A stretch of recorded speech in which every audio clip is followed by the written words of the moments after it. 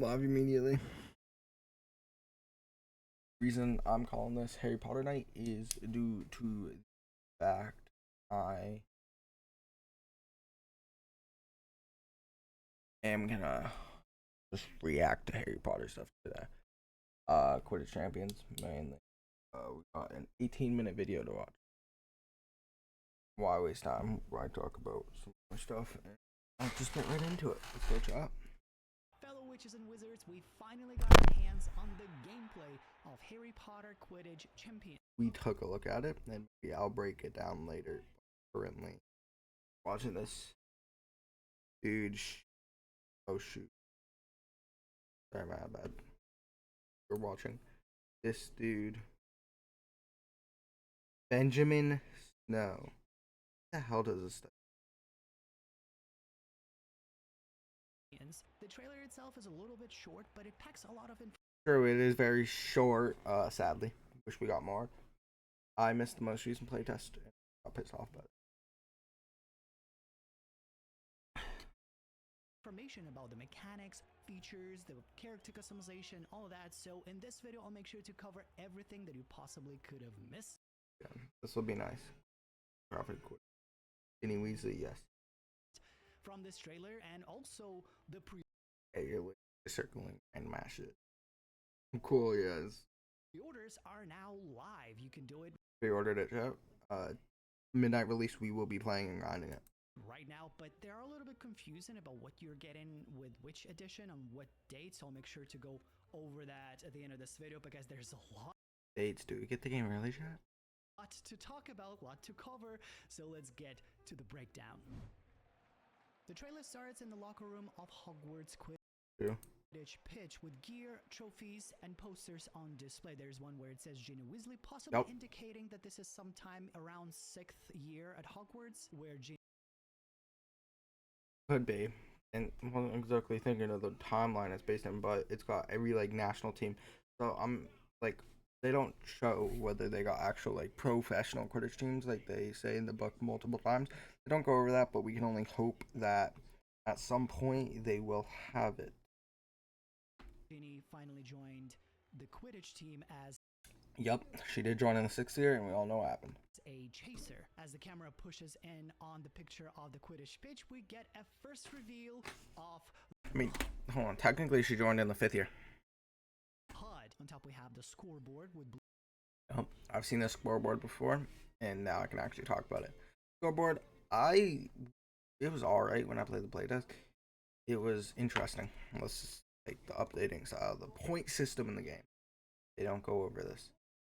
I'm just gonna say, can't say much. Point system, I like it.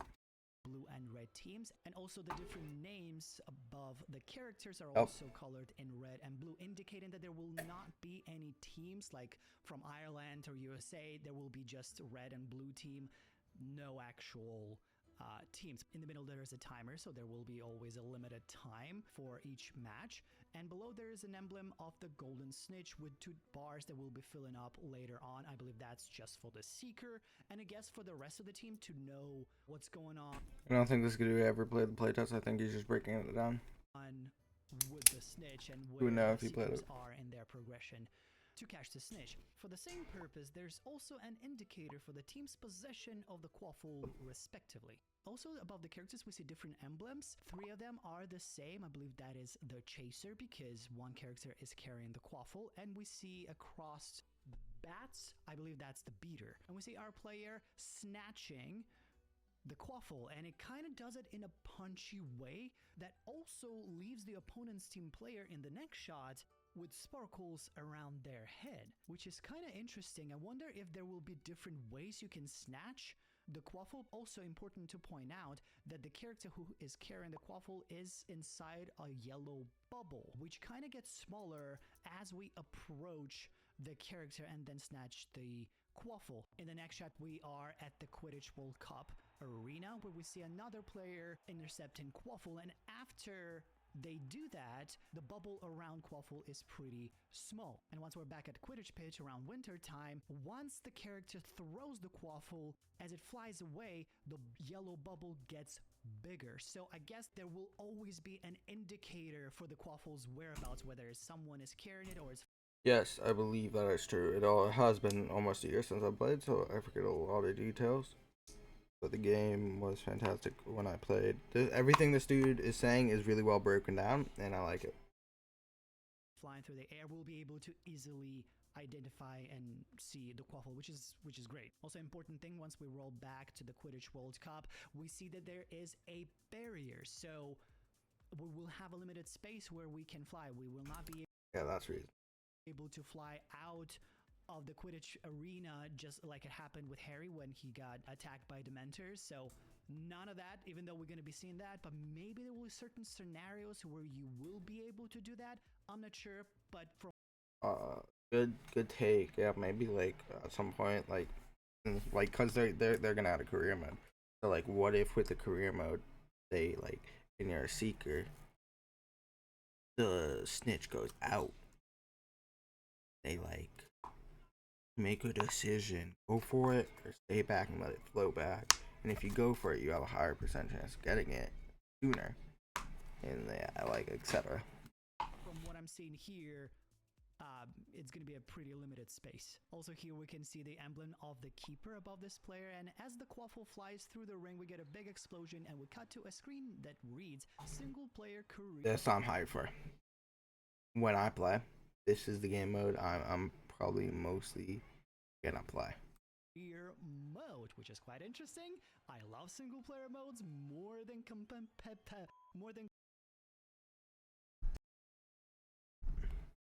Yeah, it's all interesting and great takes. competitive stuff. We'll see how that plays out in the sequence of next few shots. We get quick looks at the different arenas. We get based on the ship. I'm pretty sure this is near Durmstrang, somewhere in the north. Then we have the This was obviously posted for the, I don't know when this post. What day is it? Alright, I'll be back, chat. Give me.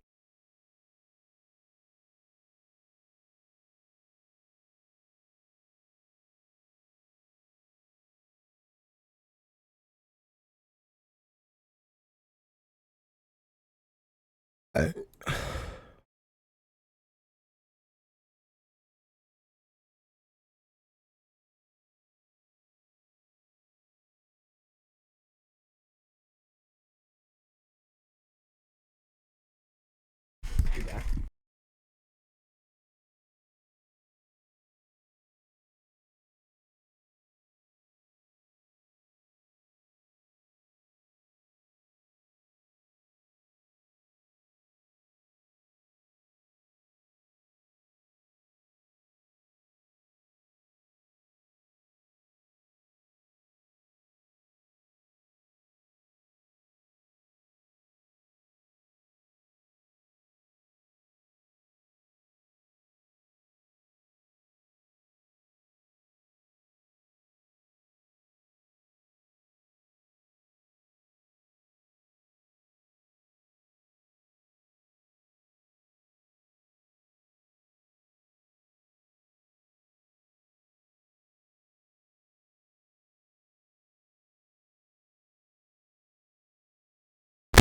Alright.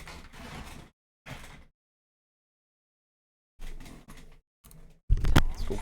arena next to the French School of Magic. Then we got the Quidditch World Cup arena with giant quaffle. Oh my god, this one looks so cool. And we get the No, the World Cup arena they chose for the game, fabulous. It looks beautiful. There's no denying that. Very well built. It looks like the devs really tried with it, and it looks good. Oh my god, I can't get a bite.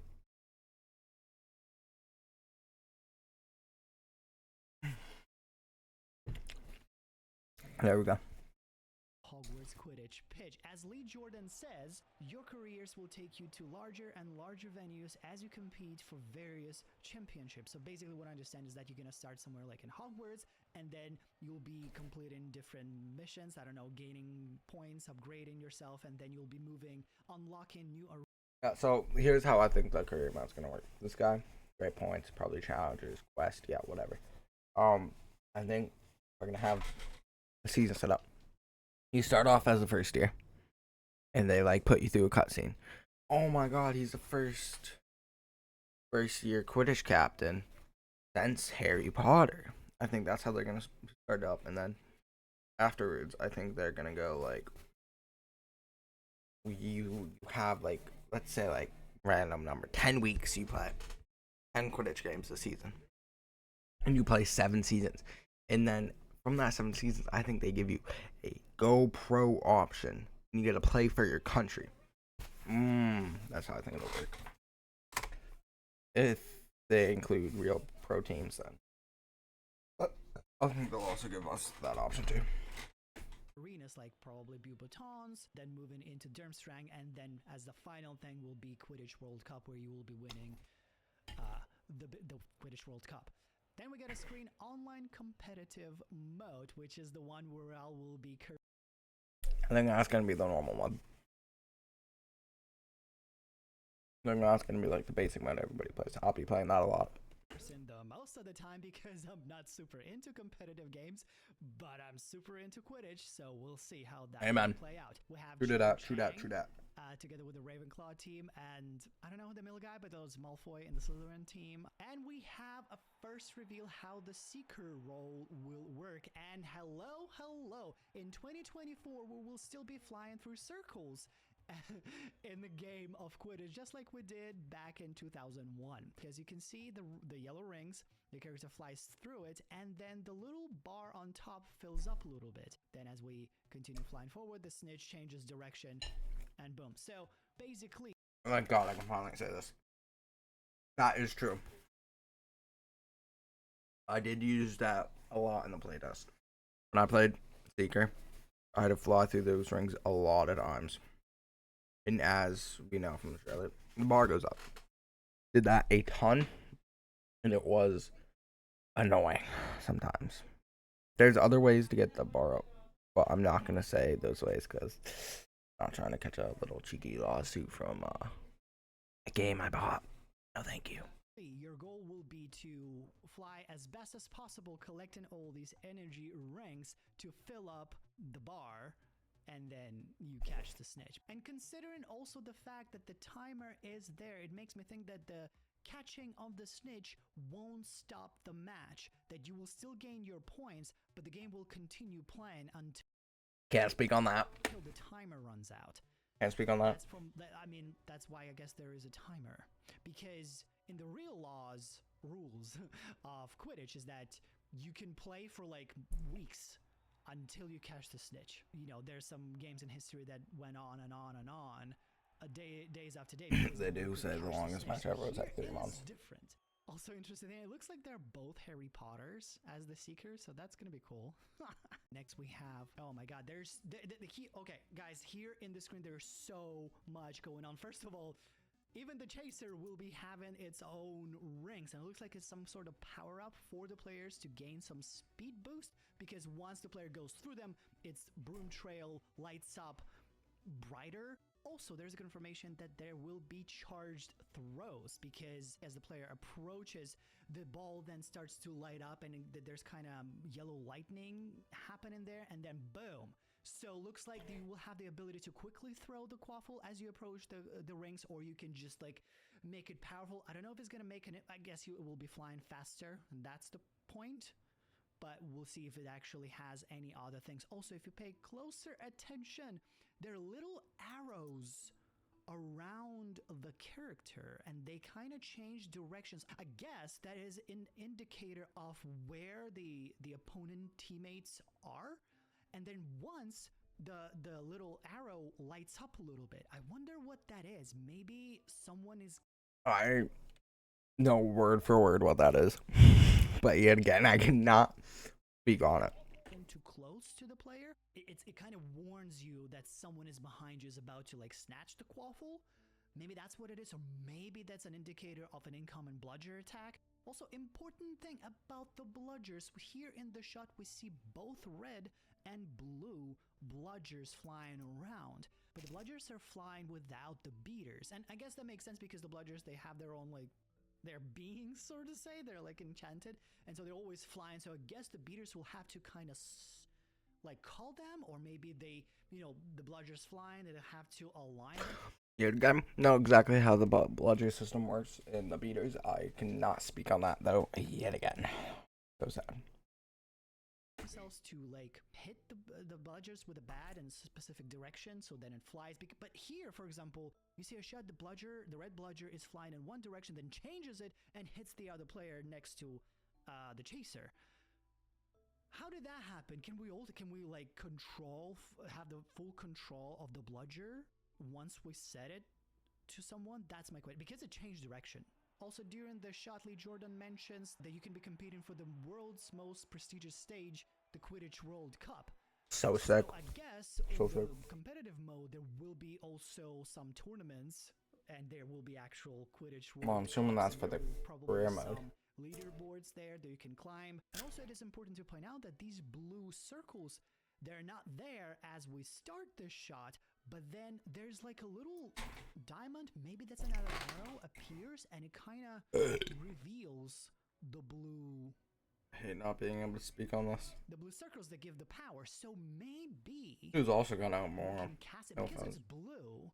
Maybe some of our teammates are able to give us that boost or make those rings appear. Like, bro, he hasn't mentioned the fact, right? I mentioned the fact that when the guy gets hit, a beater shows up, and then the beater grabs that or make bludger. Like, he hasn't pointed that out, and I don't know if he will. Those rings appear, so they give us the boost. Or maybe the chaser has that ability, because we had wands, remember? Maybe that's how you use the wands, that you cast the boost for yourself.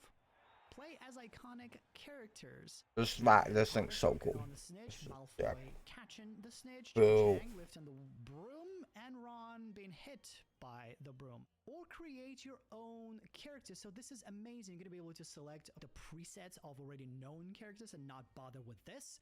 Or create your own character and put all kinds of different clothes. There are different robes, different outfits. On top, there are different categories. There's the outfit, there's the house emblem, which I guess you will be able to switch up the Yeah, this is the deluxe edition stuff. No, it isn't. The house. And then the little droplets, that's basically, from what I understand, is the unless they are, and they just leave it identical to colors of different things. And you're gonna be able to get different brooms, not just skins, but different brooms, because, very important, there are different stats that you can upgrade. There's speed, that's sick. agility. That was not in the original playtest I played. That's sick. And there's Storm Rider, has level 1. Below it says upgrade by using 20 off. And on top there is an emblem of blue crystals. I believe this is the same material as used in Hogwarts Legacy, Moonstone. And I love that they're going to be using the same. I didn't even fucking see that. Wasn't even there that at all. Crafting material in both games, so it's just not confusing. But they're keeping the continuity in check between all the different games. That's awesome. Well, they're the same people that made Hogwarts Legacy are making this game. Don't know if you know that. But that's makes me question things. So they said that there are no microtransactions, but this is a danger zone. There's no microtransactions? Low-key sick. I like that. Well, because if there were microtransactions, I'll be right away. Okay, so basically you can pay yourself and get stronger and faster and whatever with the broom. But here, basically, because I had an assumption that each broom, it will be just a different skin, but everyone will fly with the same speed. No. They're actually rewards for getting better. Maybe this is... Dude, I'm gonna actually be so stacked because I'm not gonna get off this game. And you know that. Just only linked to the story progression, like the single player one, and it's not gonna affect in multiplayer. But if it is, wow, there will have to be probably different ranks for different brooms, maybe, because basically you can be upgraded dude and someone is starting right away. Sorry, I hit you guys. Starting right away, then you can't. Bro, why do you say that's so awkward? Yo. Me, fully upgraded with just a new guy who has a very simple broom, right? So there will have to be some ranking and some separate, Dude, if there's a ranked mode, you know I'm getting max. You know I'm getting the max rank. If there's an actual like ranked, like go up ranks, start off at rookie and then you can become a veteran. I'm reaching max, dude. I'm gonna become a pro if I can at this game. You know, like, so everyone is matched, so to say, right? Or unless it's going to be only by the character, I don't know. This it makes it unequal, and which makes sense because, you know, we had Malfoy's flying Nimbus 2001s, right? Much faster than anyone else. Yet Harry Potter won with just Nimbus 2000. It's gonna matter and it's not gonna matter, probably. It's gonna give you probably a still little advantage, but it's not. They're not gonna make it so game changing. I think that it's just broken. I don't think they'll do that. I think they're gonna have very even play styles and stuff. So again, it's not the gear that is most important. It's the talents of the players that is. Yeah, I think that's how they're gonna have it. You gotta be good. A broom won't save you. Kinda. Very crucial. So your skills will be still the highest priority, and this will be kind of a secondary bonus little thing. Also below you can see friends back and rotate. Maybe you can send each other gifts, like, oh, I have this one, or you gain like a unlock. Dude, does this do not remember you can get to play online? It means you can probably play with your friend. You might be a little slow and not think.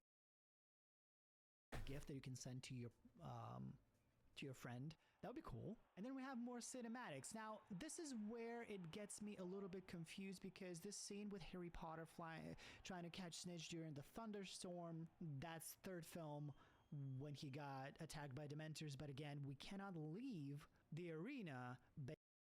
Dude, it's just a cinematic to promote the game.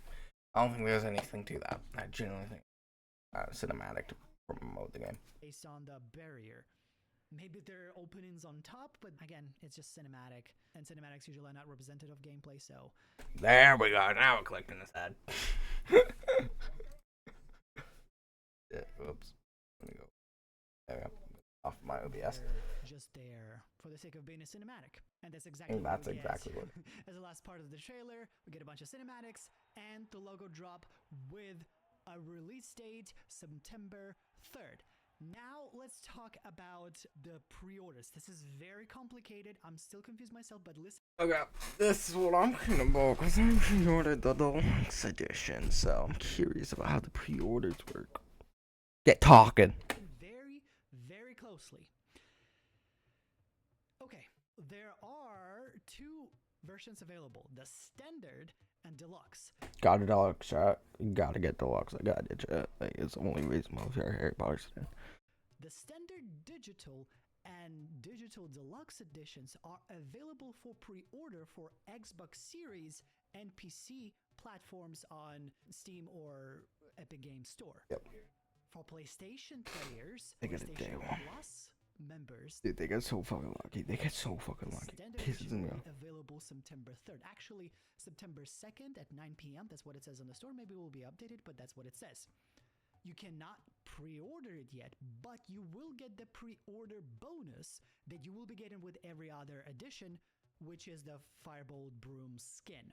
But the confusing part is that you cannot pre-order digitally the deluxe edition for PlayStation. You can do it for 8 other platforms. Nintendo Switch, by the way, will be available this holiday season. It says in their FAQ, but it's not ready yet, so it's not coming out September. Now, the physical one, there is the physical edition, but that one will be coming out only in November, on November 8th. You can pre-order it. You have to go on the app. Oh shit! I thought that was September 8th.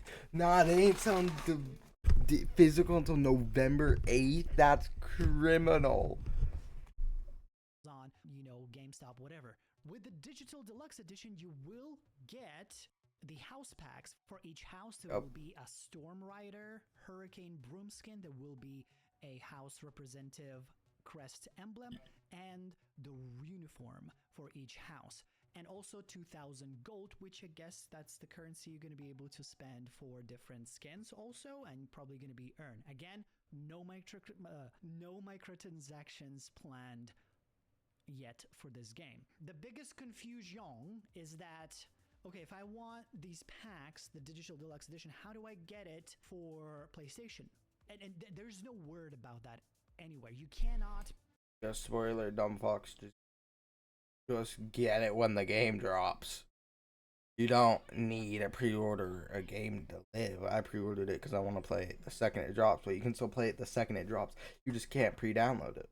Oh. Pre-order this game on PlayStation Store right now. It's only a wish list. So I believe what they're doing, they're welcoming people to join the PlayStation Plus membership, and maybe once you do get the standard edition, you will be able to then get this pack separately. Like you pay like extra $10. So the Probably prices.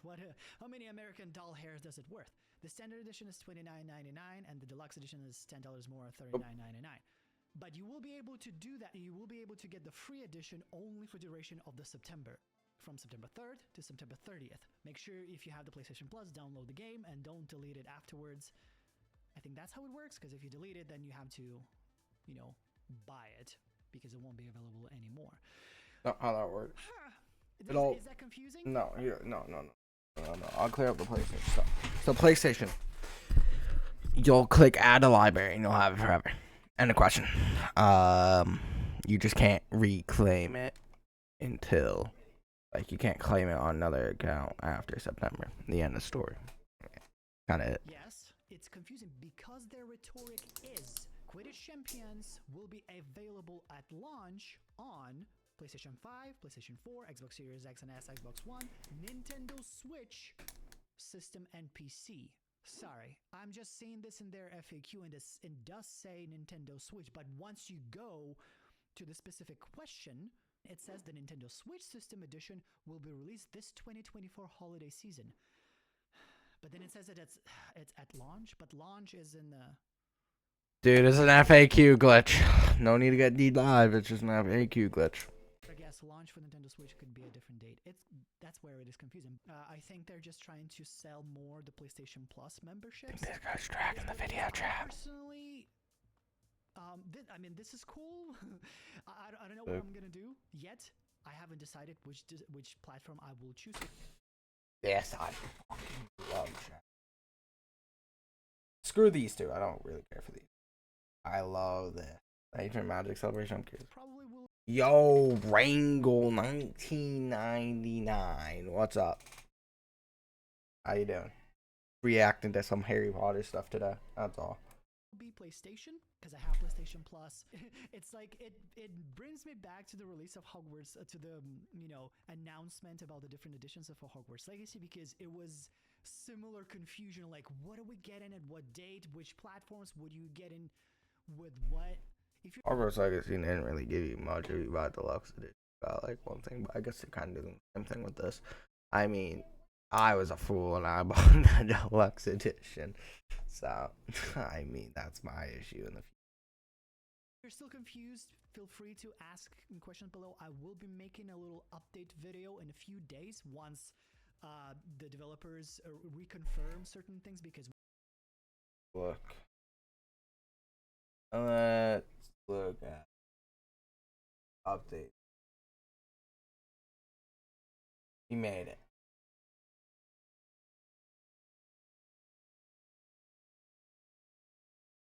Yeah.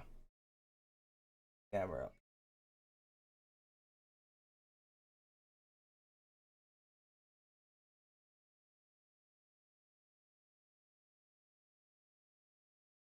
This dude doesn't even react to anything. That dude just dips. That dude doesn't really do much.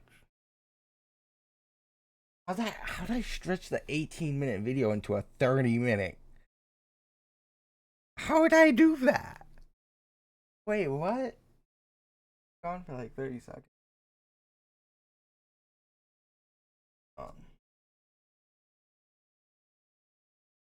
Shoot. Oh, Wrangle dipped.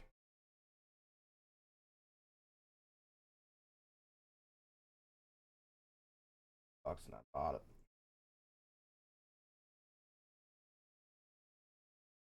Harry Potter: The Return of the Dark Lord. What? This does not exist, famo. This does not. Don't fall for these. But I'm curious. What is the fan? Fan stuff. Let's see. This place has known magic. Okay. Dark, very powerful. It's changing out there. Just like last time.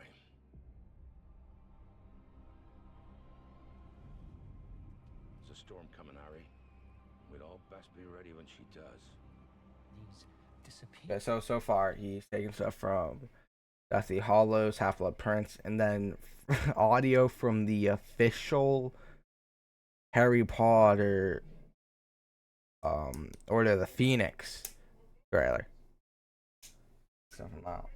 I think this is from one of the Fantastic Beasts. How it started before. That's from Fantastic Beasts and Where to Find Them, I believe. Is on the move.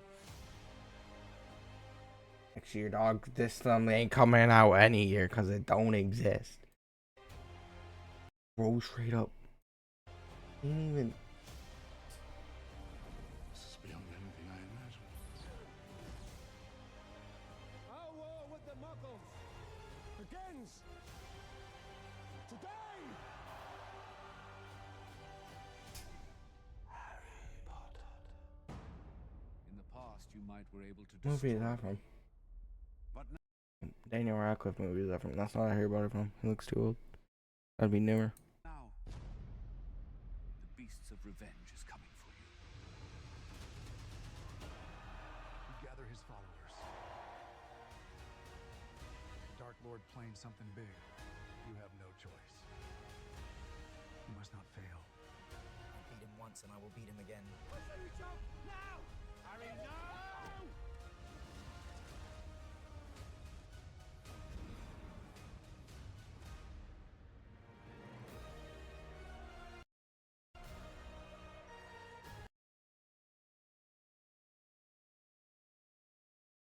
And videos from 3 years ago, bro. I haven't watched these guys in like 3.5 months.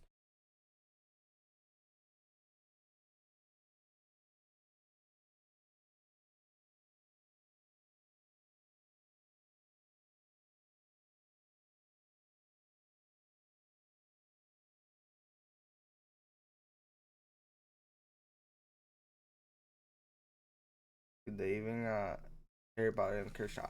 They will not make a movie.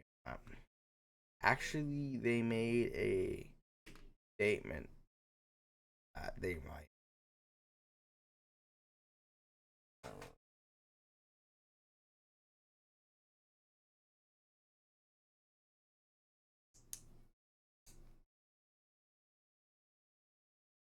Do this. Yep.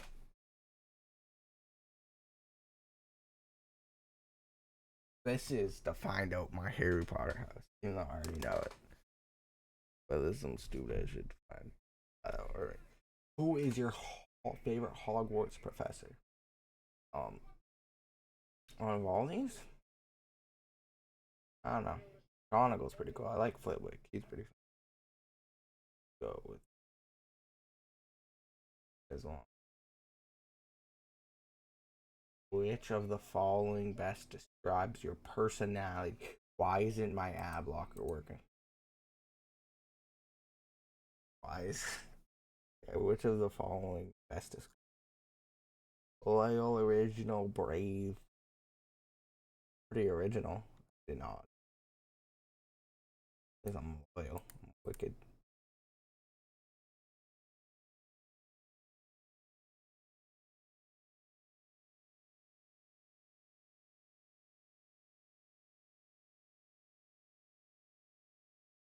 Students are allowed to bring a cat, dog, owl, toad.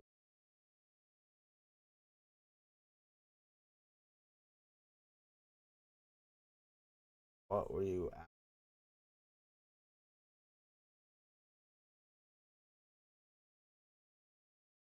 Me? I'm being real. I'm wishing it is over, or I'm dancing with friends. This is not me. And this might be me, low key. In the world of Harry Potter, I'm sneaking out. 100%. You think of he is wise, very wise. What is your favorite way to say Sunday afternoon? I like chilling. Oh, out of all these, I'd play a friendly game. All of them. 100%.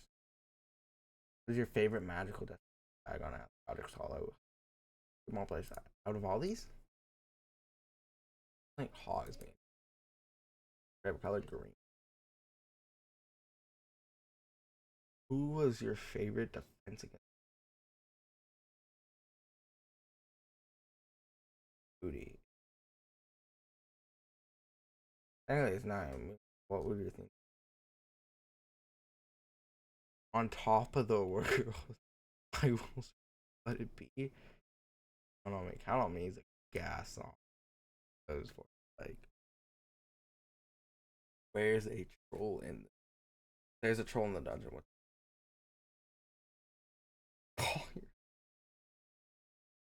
go in search of the troll to beat it. What career suits you the most? For all these? Okay, let's in an or would be good. Heck, that's not even a question. The Marauders map knows every quarter.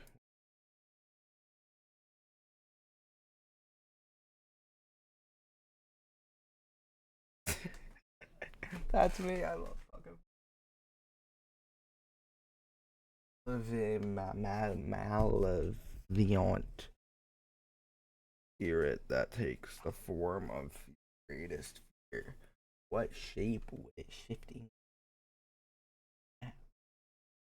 You know, all these scariest. A mentor's pretty scary. Going with, you know, not me getting scared when I have a report card. That's some news. That I don't even need to look at the other. What dragon would you like to battle and try with? Probably off screen. It's the easiest. What is your favorite store in Diagon Alley? I mean, that's it is. I'm 100% a beater. I'm 100% a beater. Spencer Trelawney wants to know what you. I don't know. Ed Gordon. You were to work in. Oh no, they want like actual. That's pretty cool. Department of Magical Games and Sports. What is dragon? 100%. Oh no. What is your favorite Wizarding World suite? Look at that. Calder Cakes look. Yeah. Mirage is the person who stands for it, his, or her.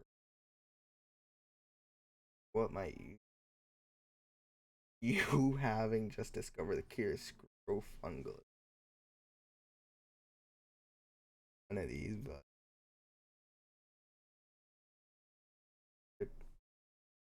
I'm 100% choosing the lines.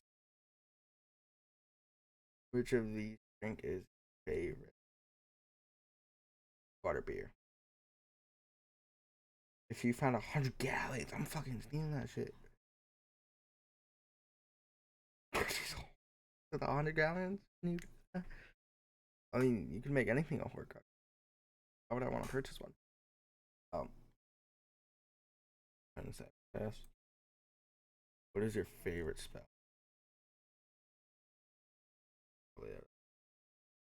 Ooh, how did he spend your?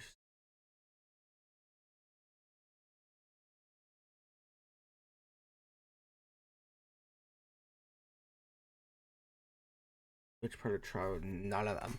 We asked them all. Um, Probably tricking her. When would you drink? That's cheating. Yeah, that's also cheating. They did this right before. Suitable. I hate Stata. Or when you are protecting yourself from a Dementors, what kind of Patronus? Oh, all these food. Oh, probably a dragon. That's sick. You gotta choose which of the deathly. All of them. Duh. Yeah.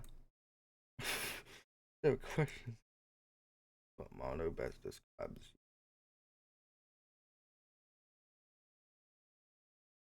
like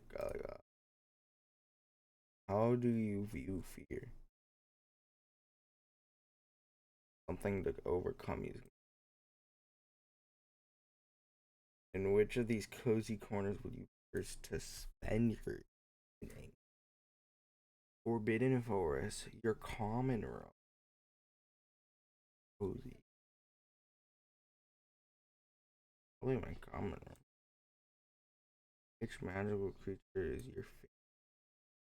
Ask this guy. Sometimes they're pretty.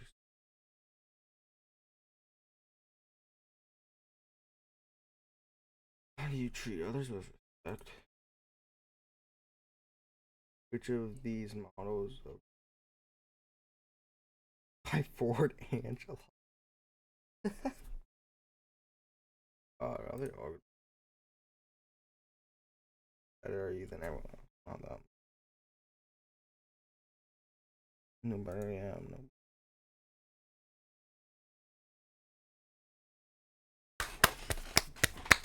Called it, chat. I told you. I told you, chat. I told you.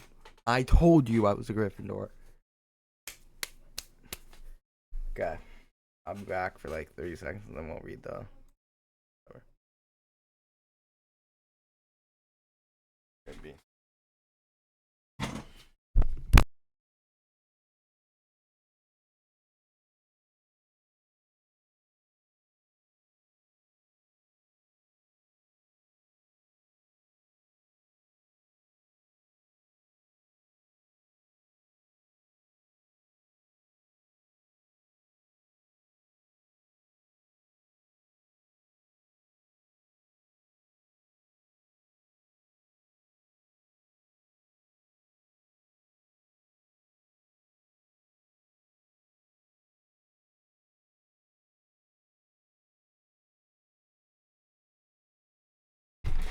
Good job. I told you. Good done right there. Alright, let's read this. You are a Gryffindor. You are always the first one to jump on the broomstick. As a Gryffindor, your sense of adventure and courage leads you down untrodden paths that you are bold and at times reckless. You are known for your chivalry and steadfast moral code, always trying to find the best good sport and play on it full footing. Your daring nerve invite many admirers, but these traits can also turn to arrogance if left unchecked. Oh, and you do tend to fly off the handles. I don't got a short fucking temper.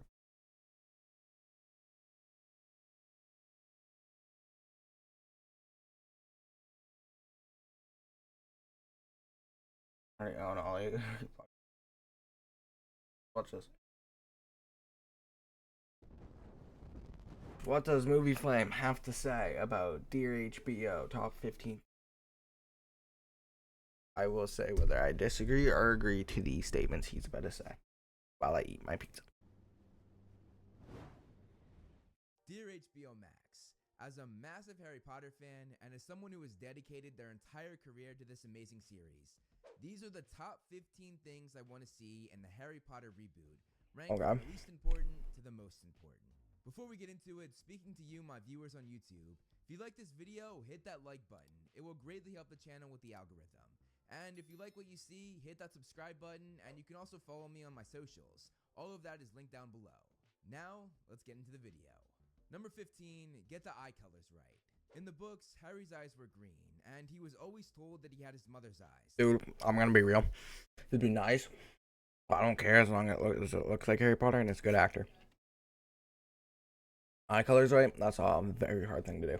That's a constant throughout the series, both in the books and in the films. Yeah, my mother's eyes. However, Daniel Radcliffe, who played Harry, had blue eyes, and that's totally fine. I don't care what color the eyes are. I know they tried to give him green contact lenses on the first day of shooting, but it didn't work out because Daniel didn't react well to them. And again, that's totally fine. However, they made young Lily's eyes be brown, and they even had a close-up of her eyes to make this mistake even more pronounced to viewers. So, HBO, please make sure that all Harry and Lily actors and actresses have the same colored eyes. Also, it would be great to Gosh, they may not agree with. see Voldemort's sinister red eyes, but that's not as important. Number 14, show us the actual Quidditch World Cup game. The movies did a great job setting the world I agree. I would enjoy to see the actual game. The actual game in the book was sick. Cup up, but after all that build-up, we didn't see the game. We had seen young kids play Quidditch, which was amazing, but being able to see actual professionals play would kick it into high gear. It would be like going from the original Star Wars trilogy lightsaber battles to the prequel trilogy's lightsaber battles. Okay, maybe that's not the best example because a lot of people didn't like that change, but you get my point. Seeing pro Quidditch players in action would be epic, and I would love to see Crumb do the Ronsky feint. You know, when he pretends to see the snitch, dives down to get it, then pulls up at the last second, making the other seeker crash. That would be so cool to see on screen. Number 13. There's sauce everywhere, chat. But yeah. Agree with that. Seeing Crumb do that on the screen would be sick. Dedicate an episode to Hagrid's Tale. There's a chapter where Hagrid tells the trio about his days trying to recruit giants to their cause with plenty of materials. That'd be hilarious to see on screen. No, that whole chapter, if you haven't read the books, is just hilarious. For a full episode on this because they were there for several weeks. In the course of those weeks, so many things happen. They approach the giant's leader, who's known as the Gurg, and give him a gift. Then that Gurg has its head ripped off by another giant. I know, pretty gnarly, but right down your alley, HBO. You had all kinds of decapitations in Game of Thrones. And this episode would get even better, as freaking Death Eaters show up, one of which is McNair, who was supposed to execute Buckbeak, so there's some beef there with him and Hagrid. This would make one hell of an episode, HBO. Please Would. do this. 100% would. Show us Creature's Tale. I want to see you give Regulus Here's Black... who's creature. Oh yeah. Oh my god, the hell's up. His tail? Alright, I was born. I guess it'd be sick to see. Justice. They mentioned him briefly in the films as R.A.B., but they didn't go much further than that. Going further would be amazing. Oh, you mean go into the tail with R.A.B. and creature? Yeah, that would be traumatizing for little kids. Because this story is absolutely wild. Creature tells the trio about how Sirius's brother Regulus Black was a Death Eater, but then realized what he was doing was wrong. While serving Voldemort, though, he was the first to find out that he had at least one Horcrux, and Regulus formed a plan to destroy it. He offered Creature up to Voldemort to test his fortification of the Horcrux, so Voldemort showed Creature how to get through the obstacles. And luckily for you, HBO, it was the most fortified Horcrux, so it will make for one of the most exciting sequences. Once Regulus was in the cave, he drank the liquid that makes you see your worst fears, and he ordered Creature to leave him, leave the fake locket, and destroy the real one. Regulus then died being pulled down by the Inferi, dying as an unsung hero. HBO, if you do this, I'm sure that you can make a barely mentioned character in the movies a fan favorite in your TV show with just one episode. Yep. Number 11, give us the full battle of the Astronomy Tower. The movies did an okay job at showing this, but they left a ton out. There was so much more to this battle. There was so much more. That I like to call it the first battle of Hogwarts. In the book, the DA teams up with the Order of the Phoenix, which in itself is awesome. They then fight the Death Eaters in an insane battle, most of which takes place in a small hallway leading to the Astronomy Tower, which leads huge me to fight. believe that this could be very well... Huge. Chat, when I say huge battle, this battle was gigantic. Well done if it has the same sort of style they used for Arthur and Kingsley in the 8th film. On top of that, all sorts of things happen, like Neville getting knocked out from a curse, McGonagall sending some Death Eaters running for the hills after kicking their ass, and Fenrir Greyback going on a rampage, biting and destroying Bill Weasley's face until it was unrecognizable. Yeah, they do Bill dirty in the movie too. They don't have Bill and Harry introduced until the 7th, even though they get introduced in what, like the 4th? Might actually even be the 3rd. Harry finds out about him. Thought about 3rd, but the 4th they meet. They also meet Charlie, which isn't mentioned. It'll be easy. Again, it's right up your alley, HBO. I think you could do a lot of cool things if you pursue this battle on screen. Number 10, make an accurate Ravenclaw logo. I'm not even a Ravenclaw, I'm a Gryffindor, and I'm still mad about it. The movies changed the logo of Ravenclaw House from an eagle to a raven, which I get, it sounds right because it has raven in the name, but that's not the logo. The logo is an eagle because raven means black, so it's basically Black Claw, the very thing that eagles are so known for having. I don't know why the movies changed this, but Hogwarts Legacy did this correctly. And honestly, that game should be the gold standard for Wizarding World content moving forward. But if they can change it, HBO, please do the same and make Ravenclaw's logo an eagle, not a raven.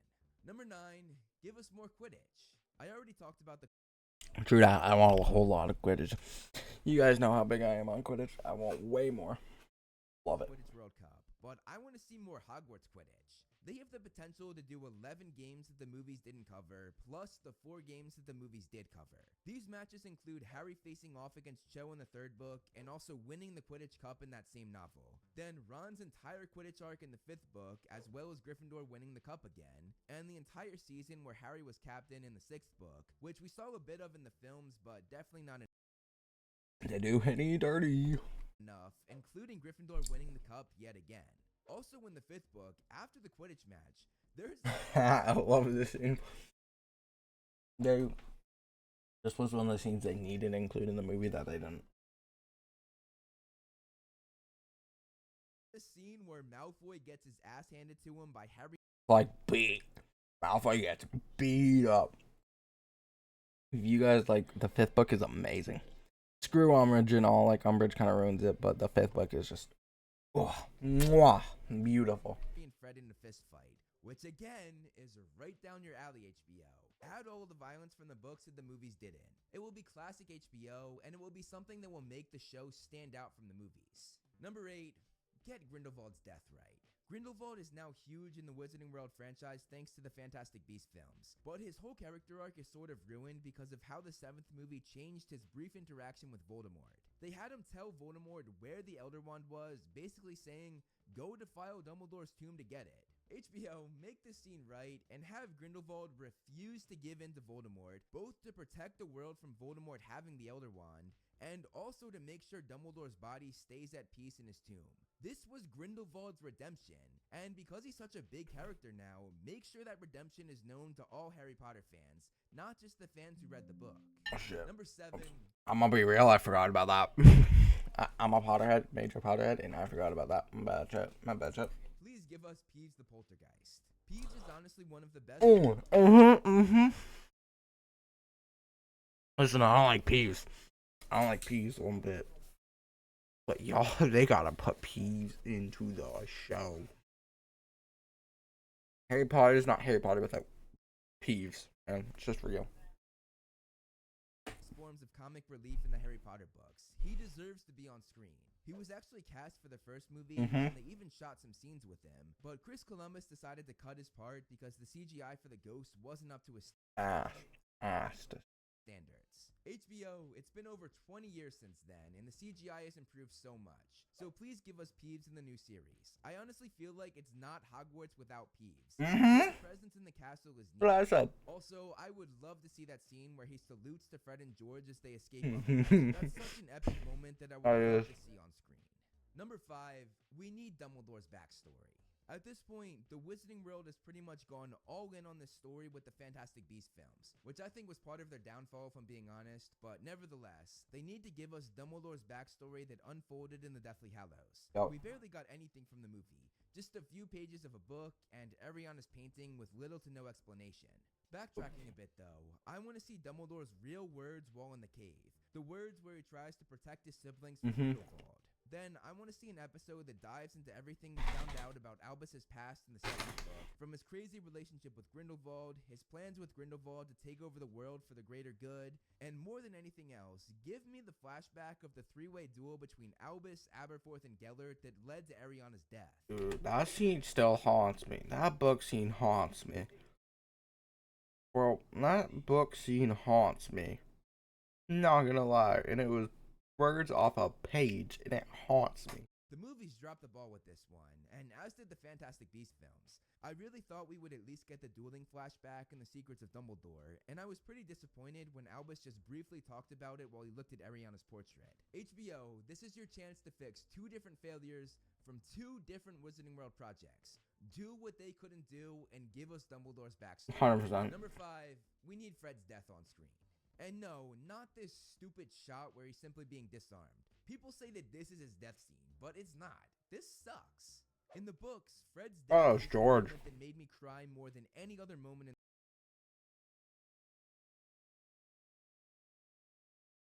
If you're a Potterhead and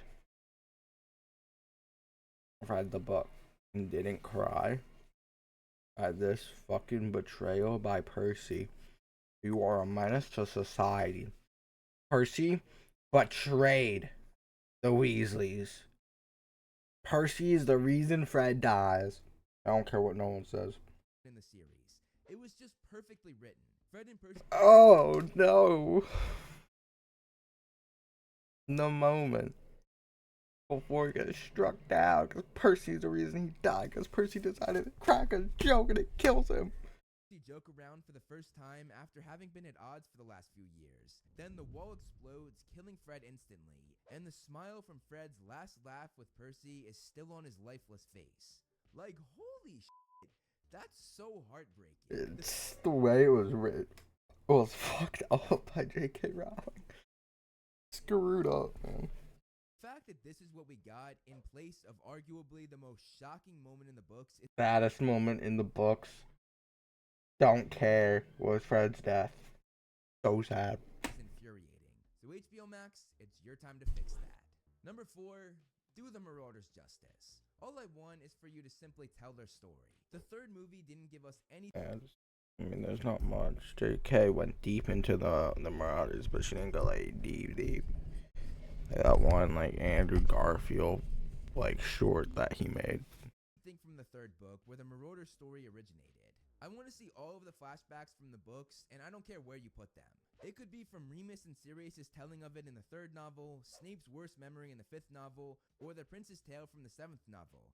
I just want the whole story from the books told before the series ends. Yeah. On top of that, I think part of doing the Marauders justice is giving us the correct age of their adult counterparts. Lily and James were 21 when they died, while the movie made them like 40. That movies did do them dirty. I know, they were young. That's a huge detail for me, because in the book, that makes the scene in the forest so much different, as James and Lily are only a few years older than the now grown-up Harry. It's so much more chilling to see how young they were when they died in relation to Harry's age. And the same goes for Sirius, Lupin, and Snape. I want to see their adult counterparts be the correct age. In the books, they were in their early 30s, while in the films, Thulis was in his mid-40s, Oldman was in his 50s, and Rickman was in his 60s. And HBO, open your ears and listen. This would be a great way to differentiate the actors from the original movies to the actors in the new TV show. You're not going to be able to replace David Thewlis, Gary Oldman, and especially the late Alan Rickman. No, you never will. It literally is physically impossible to replace them. They were too good. Making them younger like they were in the books is the answer to this. It's sort of like how the Amazing Spider-Man made Aunt May and Uncle Ben way younger than they were in the Raimi Spider-Man films. Also, HBO, They're all done. make sure you pick the right actors for the younger James, Sirius, Lupin, Wormtail, Lily, Yep. and Snape. And maybe you can use them for a Marauder spin-off series. You smart. I think it's brilliant. Yeah, I don't think they'll do more out of the spin-off series. To everybody that hopes that, I don't think they will. Number 3. I might watch it. I may watch it. I haven't even really watched the Fantastic Beasts films, if I'm being honest. Oh.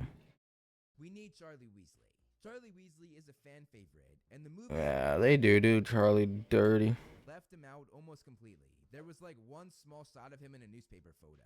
Charlie played a role in the first book as he helped the trio get rid of Hagrid's dragon. Yep. Fourth book, where he officially met Harry, W book. Fourth book is amazing. went to the Quidditch World Cup, and brought the dragons for the first task. Then in the fifth book, he joined the Order of the Phoenix, though Dumbledore told him to stay in Romania where he was working with dragons. But Yeah. I'm about to give you a home run idea for Season 5 HBO.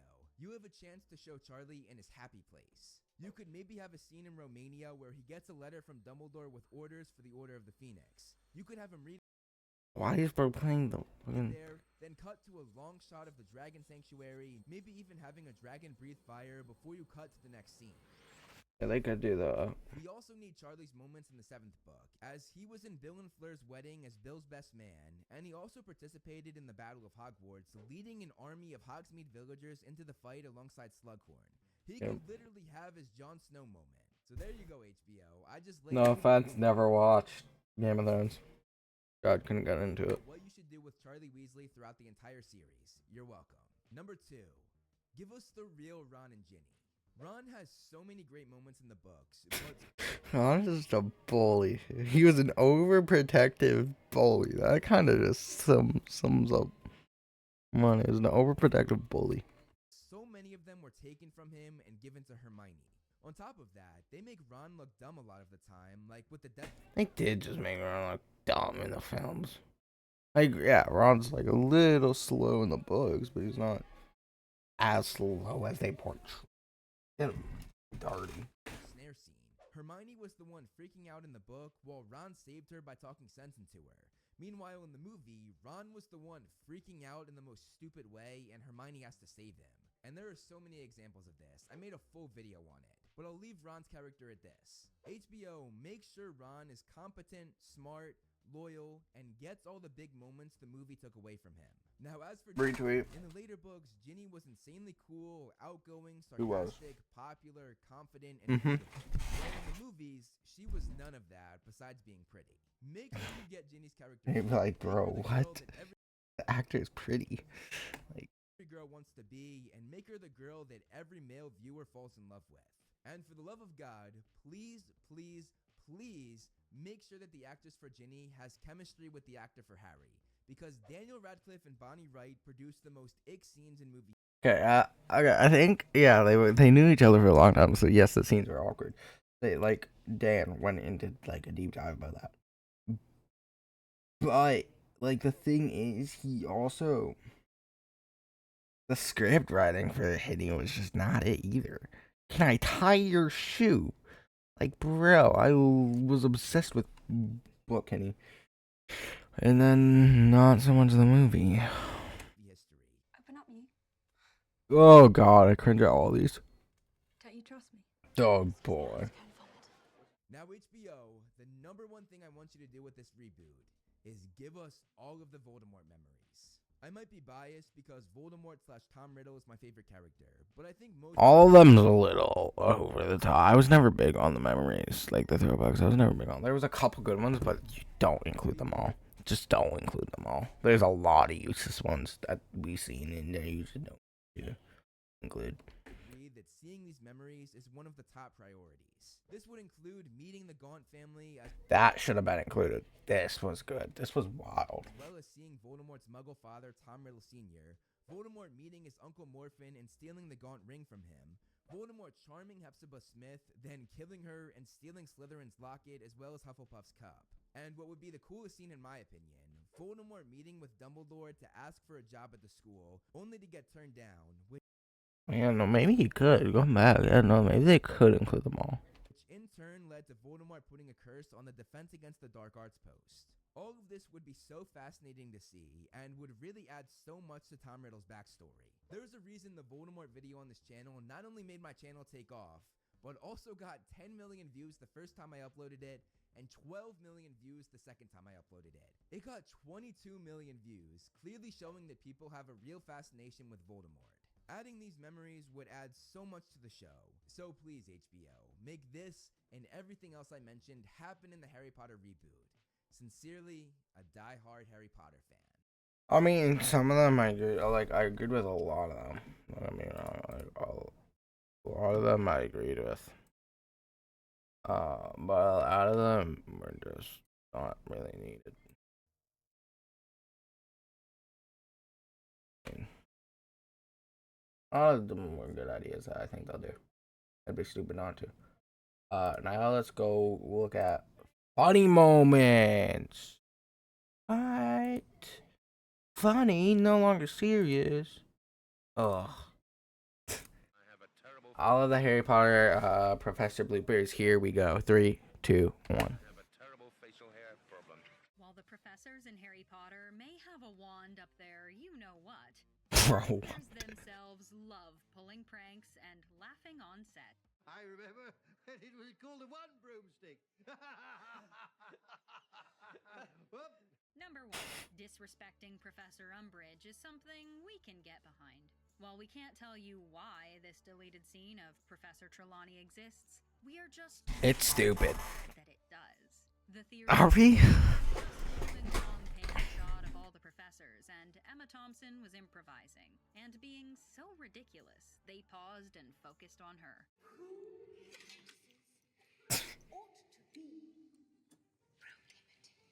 Seriously, we could just sit here and watch this for another minute or two, maybe an hour. Or how about the entirety of Harry Potter told through Professor Trelawney's eyes? Thank you, Professor Umbridge. That really was most illuminating. Number 2, the internet will never let Daniel Radcliffe forget this one. Michael Gambon and Alan I Rickman know this one. pulled the best prank on It Daniel. is pretty funny, right? And for you? While he's supposed to be silently sleeping in a room full of other young wizards, the mayhem began. In our dreams, we enter completely our own. You can see the button. You can see him pressing the button. Dan has asked to have his sleeping bag next to this particular girl that he fancied. It was Alan Rickman who planted the fart machine. And we like to swim in the deepest waters. But it was Michael who was pressing the button. Michael and Alan were good buddies on set. Michael was always making Alan laugh, and they were lucky if they got a take where he didn't crack. So you are CE. Number 3, we would take Maggie Smith as our dance partner any day of the week. This leg moves fast. Maggie, in character, teaching Rupert Grint to dance while Yes. she's hanging out in her Deleted room scene, is I believe. just hilarious. Put your right hand on my waist.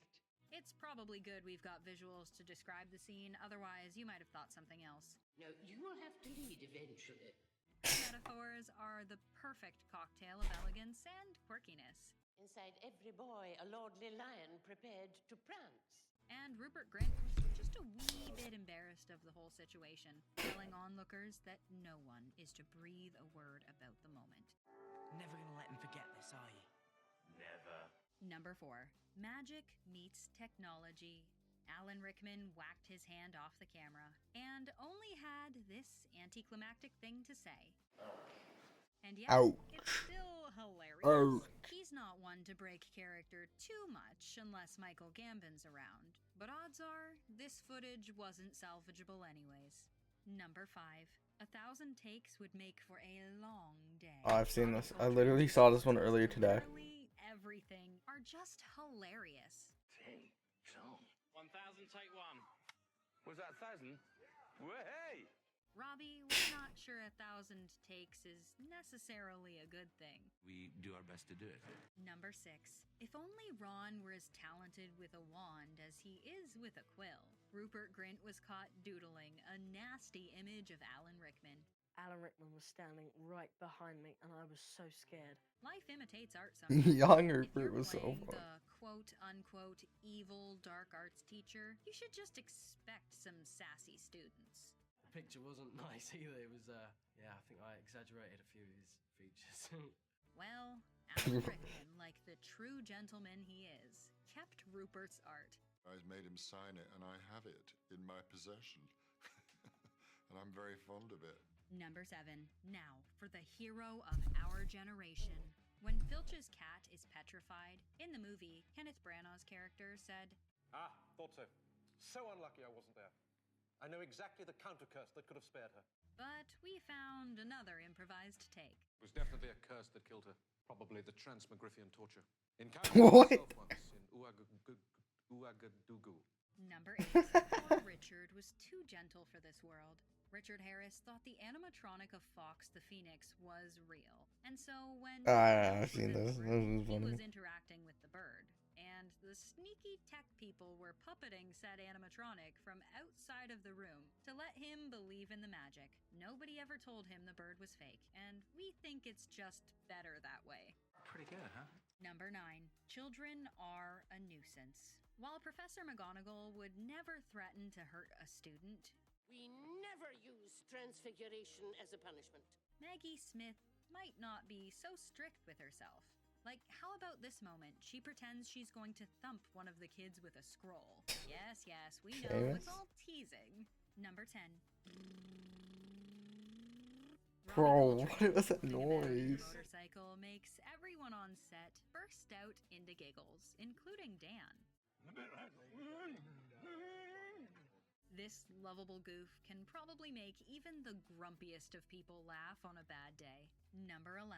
Our least favorite professor is full of personality. While Professor Umbridge is evil in the movie, behind the scenes Imelda Staunton and McGonagall were best buds. Imelda sings, Oh, disloyalty. Yes. and she blah blah blahs about. Blah, blah, blah, blah. Disloyalty. Oh. Number 12. We still find it hard to believe Hogwarts hosts a rave. Did you know Professor Flitwick crowd surfing at the Yule Ball was Did know only that. meant to be a joke? It's true. I said, wouldn't it be fun? I didn't know Did that. a stage dive. The director went away for the weekend, and Warwick Davis couldn't believe his ears. He said, we're going to do that. And I said, I was only joking. Here's hoping he enjoyed himself. Warwick was a and funny maybe dude. ticked I think he something might be off the still bucket alive. list. Don't Number 13. Never Warwick let go is a funny. Fudge. Take your hands off me, you filthy squib! David Bradley wasn't meant to hang on to Tom Felton forever, but he just wasn't ready to let go, even while the cameras weren't rolling. But hey, maybe he had a perfect grip and just didn't want to lose it. Number 14. What is it with Harry Potter and gas? He was a little boy, obviously, in the first one, and he said he was really traumatized by her. Miriam Margolyes hasn't bothered to watch most of the Harry Yeah, I Potter mean, now she hates the fans. I've only been to the ones I'm in, and I fall asleep. If you remember Professor Sprout with the screaming plants, He hates us. she's not He happy hates the about fans. her time on Harry Potter. Or Yeah, what? rather, not happy she wasn't in all of them. That was a grave oversight, and I'm holding you responsible. Miriam traumatized Daniel Radcliffe when he was a wee boy. She's quite the character, which you'd know if you've ever seen her on a talk show. Age is but a number, and she's hilarious. I've been told there was a swear jar involved on set. Well, a young Dan didn't appreciate her behavior with the cursing. I was probably careful when it was you, but when, with the other kids, I didn't bother. That wasn't the worst part, though. It was the farting that really got to him. I'm very proud of it. Number 15. It doesn't take Michael Gambon a transformation spell to alter his performance. Michael's a bit of a goofball. When we do the scene now again in a minute, I shall change my... This cracks up Radcliffe. In a completely different way. Michael, we applaud your nuance. The cast of Harry Potter still leaves us laughing, even all these years later. Do you ever wish you could go back in time and experience it again? Not gonna lie. Too great.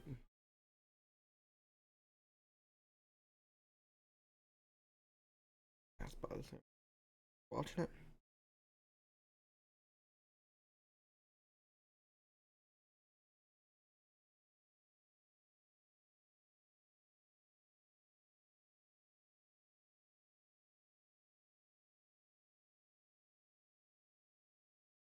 Dude, like, this is why this girl. I don't like her.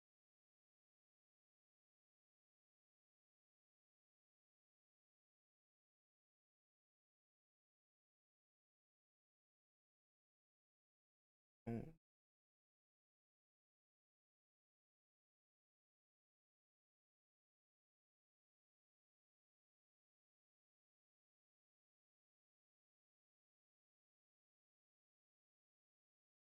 I don't believe it.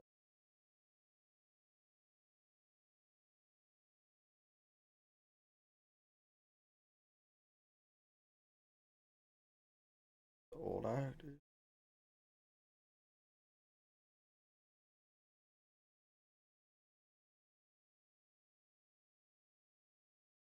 Move them out.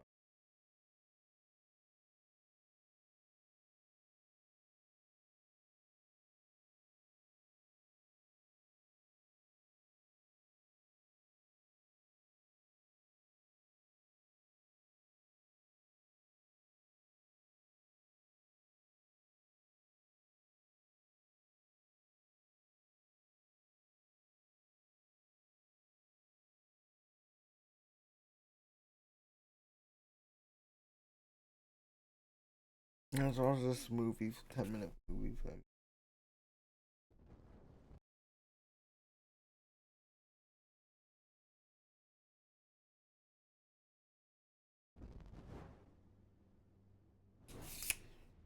Harry Potter is a huge franchise with so many books and movies, and there are still more coming out every few years.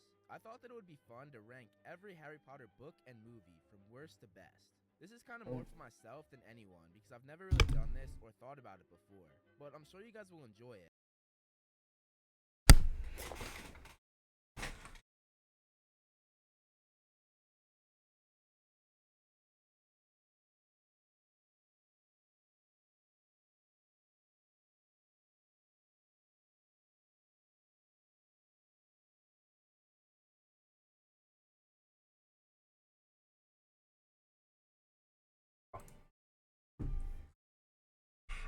Ah, chat. Alright. Let's make a tier list. Shoot, I saw it. Gotta fix it. Okay. So. 1, 2, 3, 4, 5, 6, 7. Yeah, alright. All 7. We got S tier for super godlike book. No book will ever be better than this book. A, decent book, but could have something. Just B, it's alright. C, don't know if I'd read this again. And D, hate it. Never gonna read it again a day in my life. You won't catch me dead reading it. Alrighty, we'll go in order. First, the first book. I'm gonna put the first book in B tier. It's alright. I'd read it again.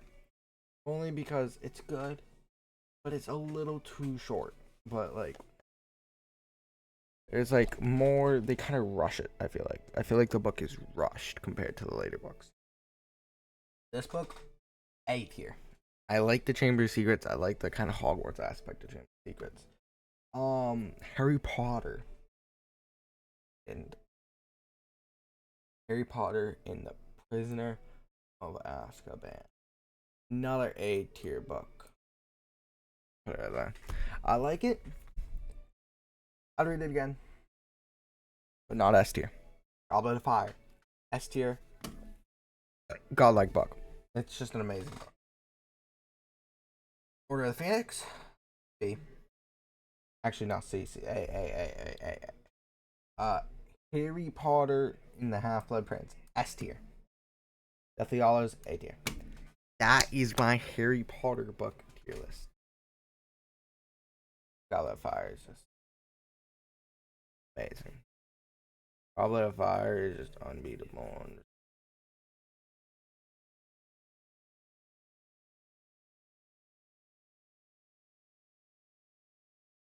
That's all. Now it's all ordered correctly. Very good. Very, very. I mean, I personally don't think I can beat. Now, here's what we'll be here for a while.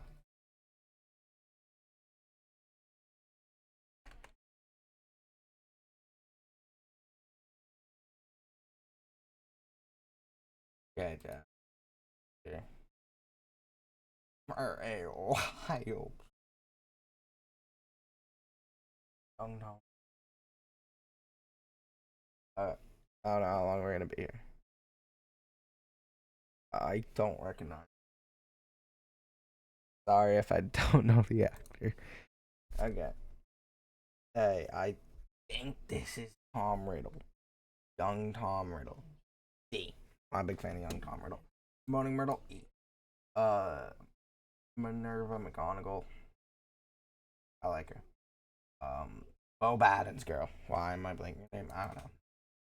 Never really was a big fan. Grindelwald. E, they don't really show young Grindelwald. Actually, F, they don't. Crab. This dude? I don't know. Mathilda Bagshot. D. She's an alright character. Hermione Granger. A. Why am I blanking her name now? Trelawney. Wasn't a big fan of Trelawney. Sorry, but she's going in E. Bill. Bill.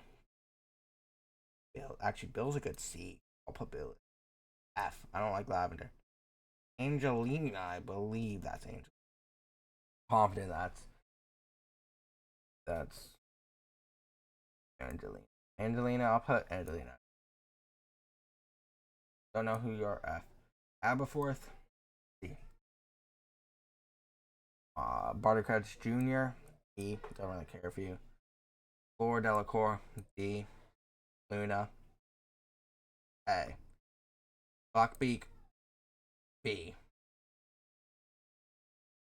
Oh shit. I don't think. Filch's cat. Blanking on Filch's cat's name too. Filch's cat.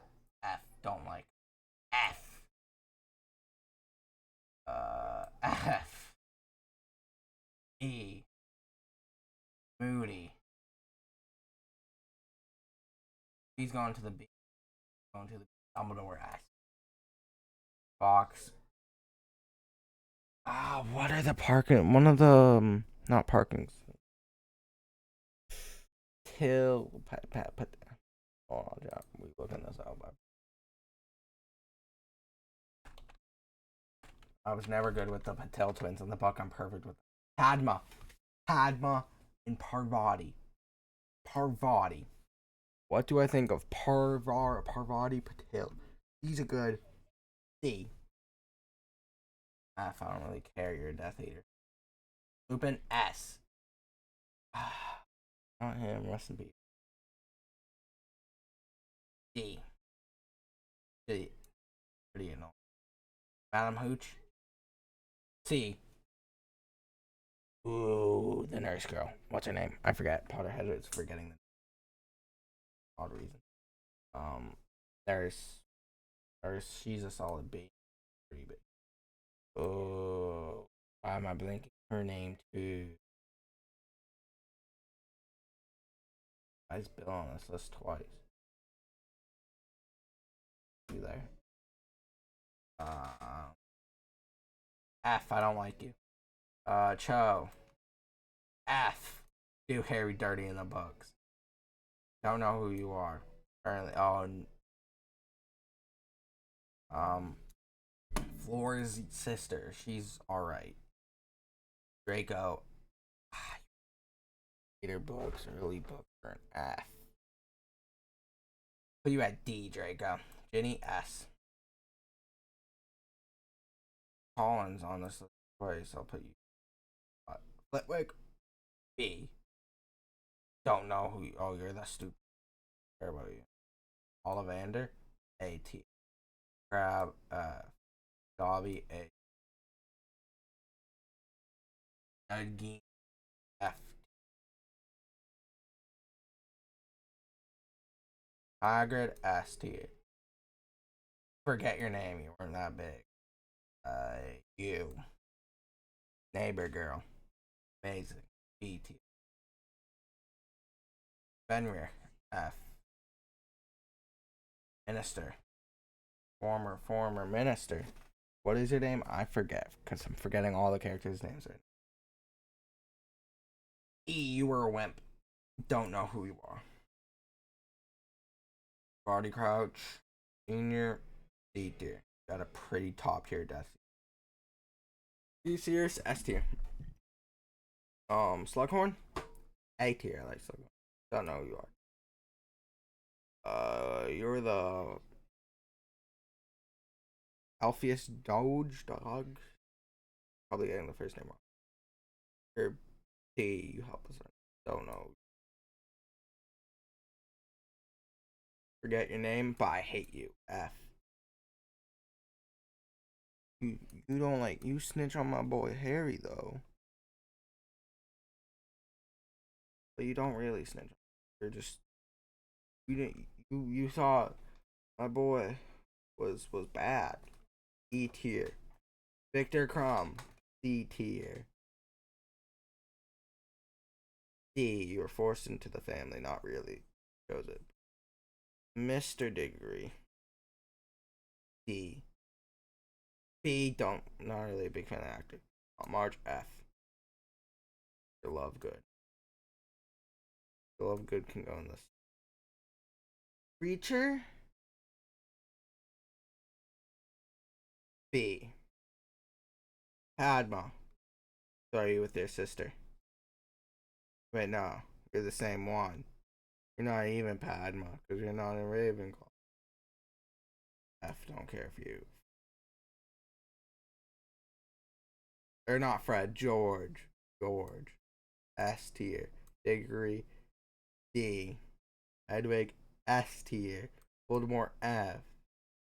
F, you traitor. Kingsley Shacklebolt, A tier.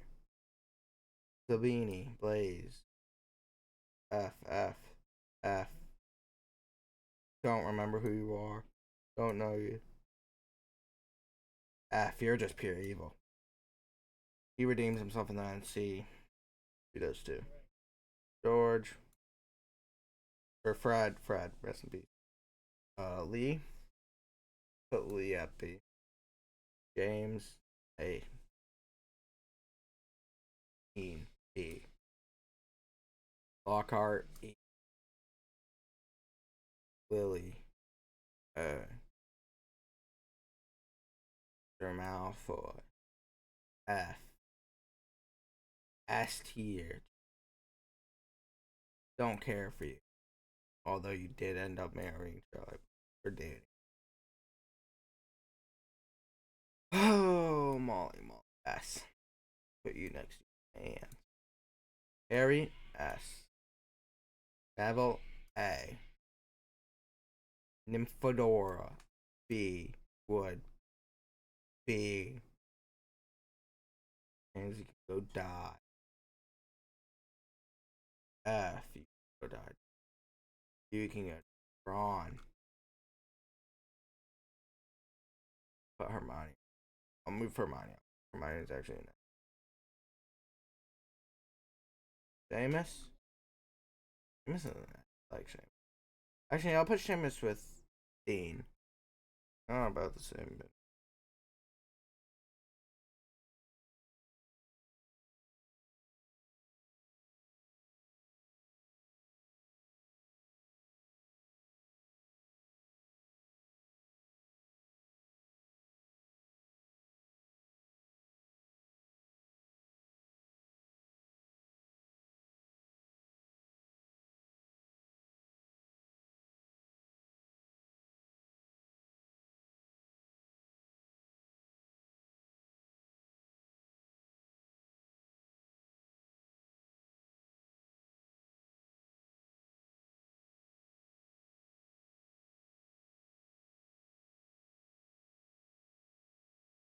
Random dude messaging.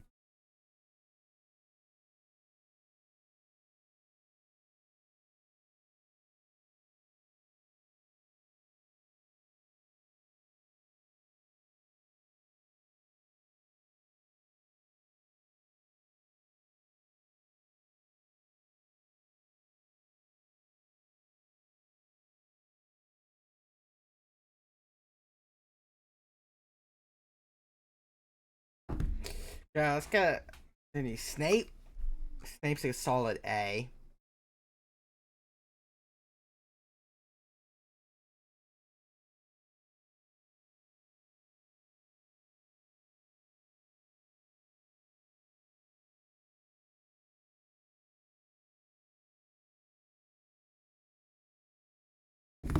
Crookshanks,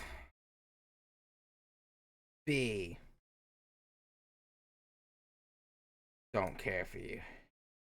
Bang, S. things that. Who the who? F. Still love good again when I previously ranked. Here you go. Just kidding. God, Fred killed. Because you're a Weasley. Cannot put a Weasley in that.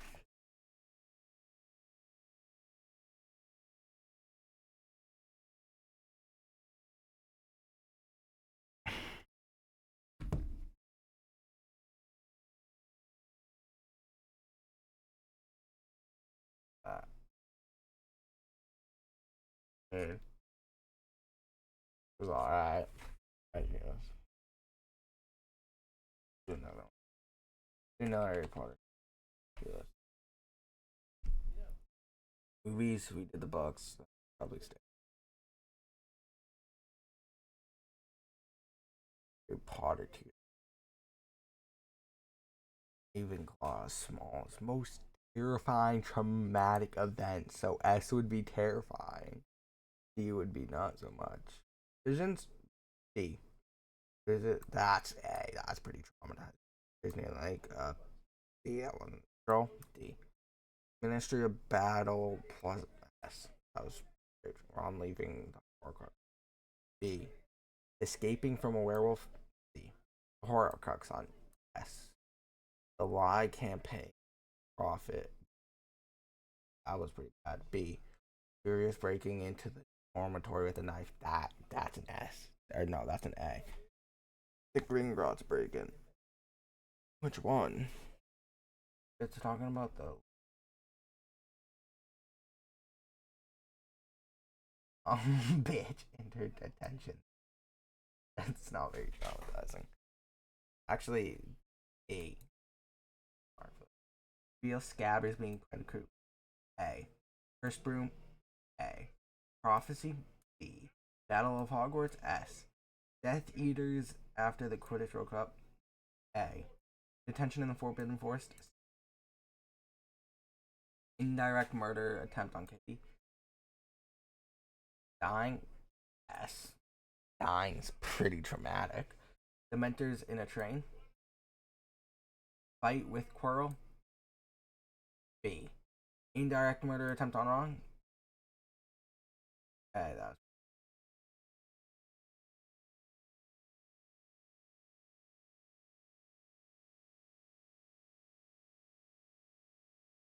was Malfoy Manor.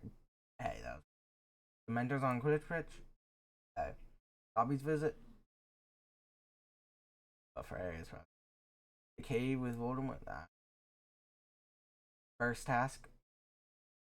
Dragons? Pretty easy. Movies. Crashing and that's an S. Dumbledore's Death. S. Second task. B. Death Day Party. The wedding plus ministry family. That's third task without the kidnap.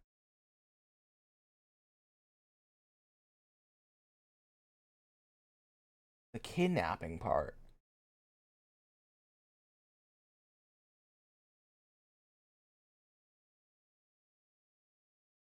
Without the whole Voldemort situation?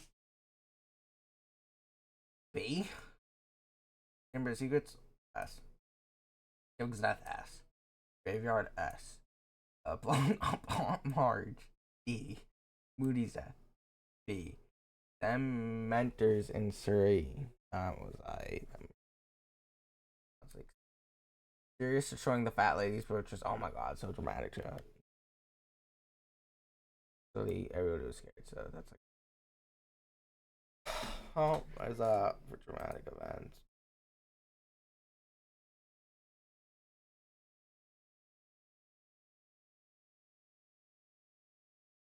'56ers. All ships.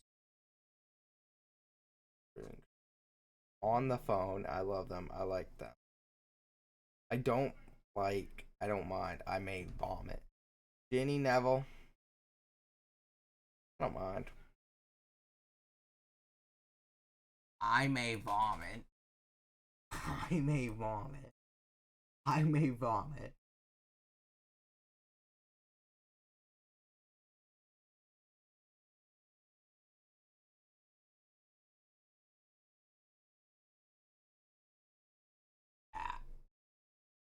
That's an I may vomit. That's an I may. What's that? Oh no. Wait, there's. I don't know.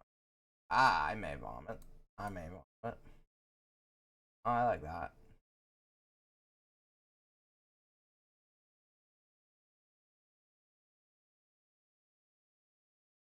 I got. Love that. Don't know. I don't know that. I like that. On the. On the. I may. That. Joe betrayed him. Malfoy and his wife. I like that. I may vomit. Don't know. Vomit. That's cute.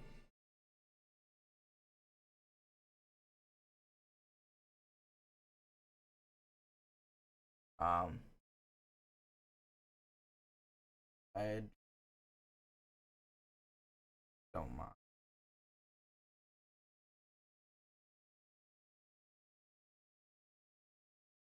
Harry and Ron. Ah. Um. All right. Love it. Hated that relationship.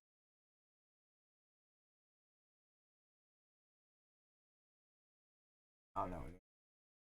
I don't, they were an ally. I did not support that.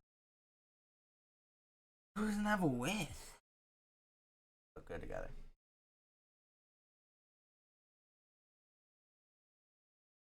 They got married at one point and had kids.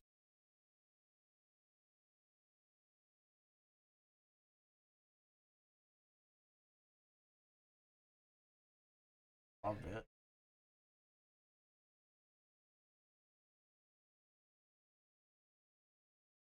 Don't know about that one.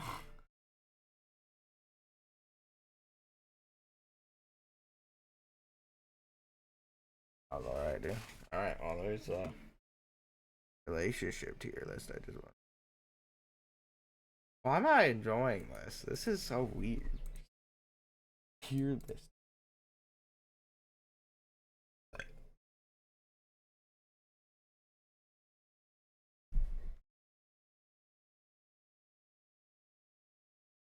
Water boys. That's what's in it.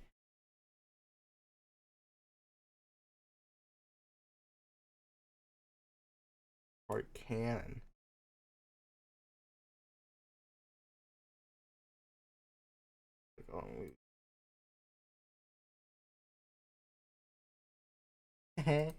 W.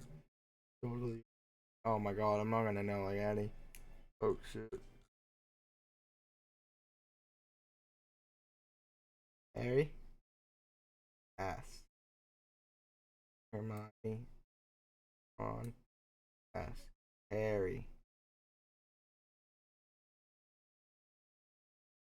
Don't know. Harry. Harry. Fine. Fine.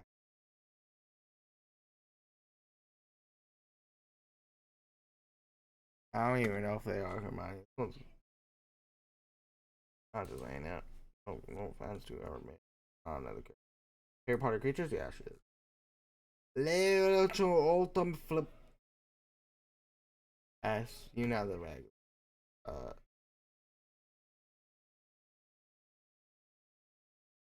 S. S. Don't know. Creature. B F F A.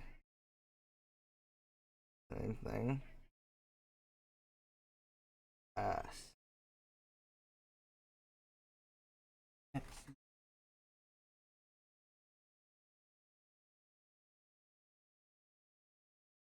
On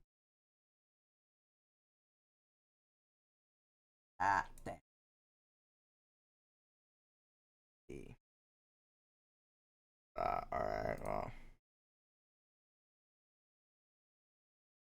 Much more to stream. I guess we can look at this. It's super. Attention students! The day so many of you have been waiting for is here. Oh, The path to the Quidditch World Cup begins now. Your careers will take you to larger and larger venues as you compete for various championships. If you're looking for even more competition as you sharpen your skills, you'll find there are many ways to compete against the best of the best. With enough hard work, talent, and practice, who knows?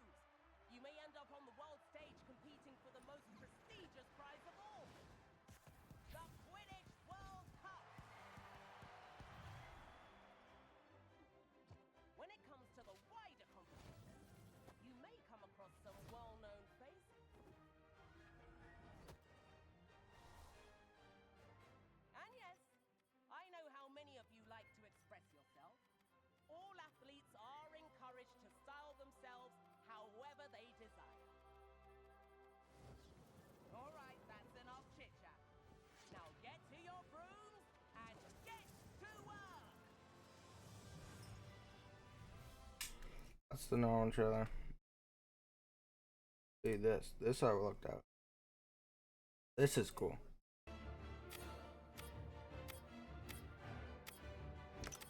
Room selection.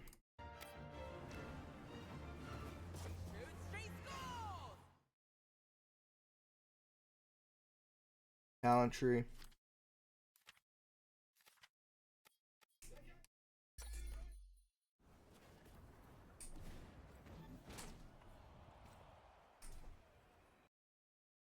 Pretty cool. Foundation. This is what I want to show you. Position swap.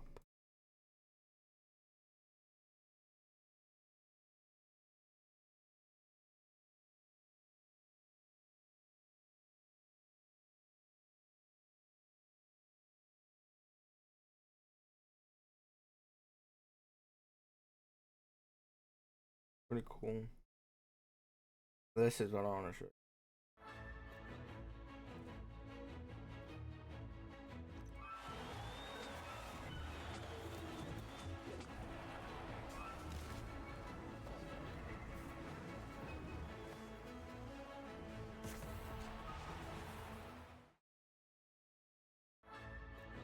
So when you boot up a game, you can select your position, and like, pretty cool.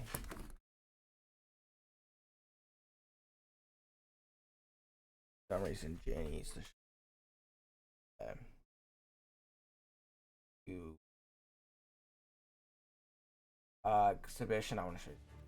Very cool. Yeah. So opening menu says career, multiplayer, exhibition, and open practice. Exhibition. My team, opponent, countries are in the game. House, Gryffindor, Hufflepuff, Ravenclaw. For the country, United States, UK. Okay. Now look at all the maps we get to select from. Fargro's even on. Fancy, you gotta choose difficulty level. R equals harder. Play with. So on and so forth. As I think.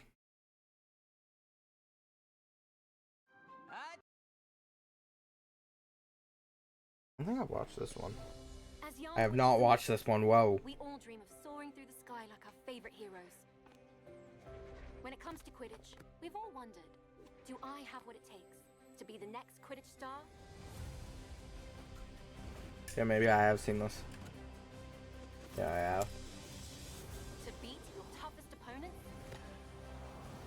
To keep your composure in the face of adversity?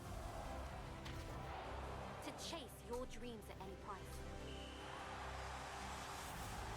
To seek glory for your team? No challenge is too great. No dream is too big. So ask yourself, do you have what it takes? Do you have the heart of a Quidditch champion?